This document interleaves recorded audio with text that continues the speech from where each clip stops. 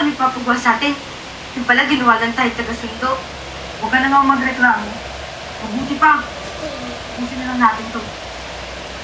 At ikaw, kahit kailan, chuchu ka talaga. Ba't iba yung Ano naman gusto mo sabihin ko? Si ano Para yung naman damit mo? may masasabi tayo. Tandaan mo, Malaking utang na loob natin. Kinadukwago. kung bari pang kakausapin natin tumokong na to. Pinipigta naman kung ano sasabihin ng paano. Alert!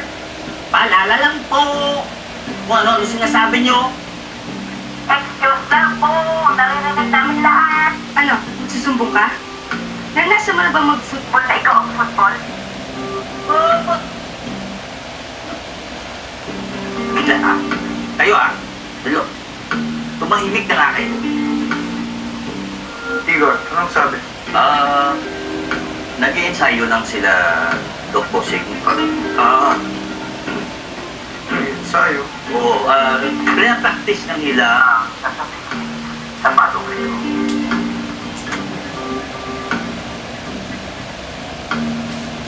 Kid! Angelo! Pakinig kayo sa dalawang mabuti sa akin. Wala na kayong dapat isayuhin pa. Basta sundin nyo lang lahat ng sinulat ko.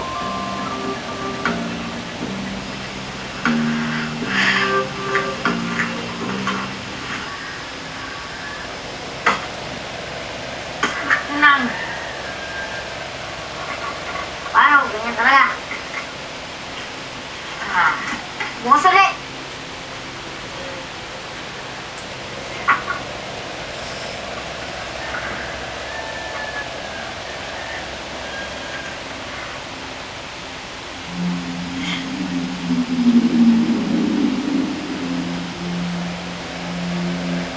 Tao ba dyan?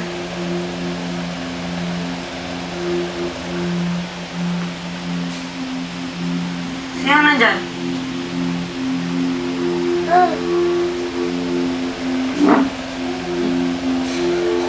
Sino yan?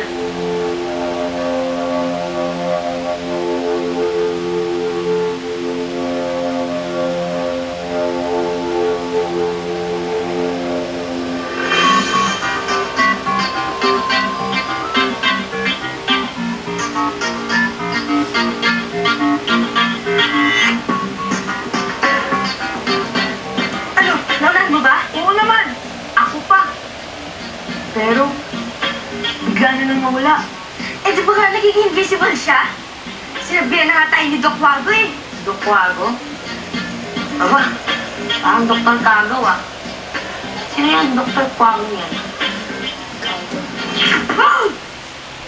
Sino tong Dokwago? Paano nyo nalaman na pwede kong gawin?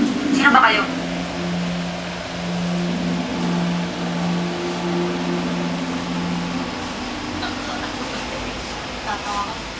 Ako si Angelo. Siya yung kasama kong si Kate. Nandito kami upang imbitahin kang sumati sa amin. Sino pangalan mo? Ang klase pangalan yun? Nero ba? Ang klase pangalan ng boy ko na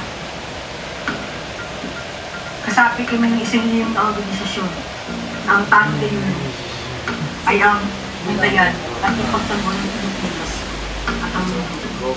Teka. Bantayan. Pagtanggol. Dahil sa dahil mo abilidad, binigyan ka ng pagkakataon para ipagtanggol ang kapwa mo. Ano ba kayo? Mga taga-pulto? Mag-practice para sa linggo ng wika.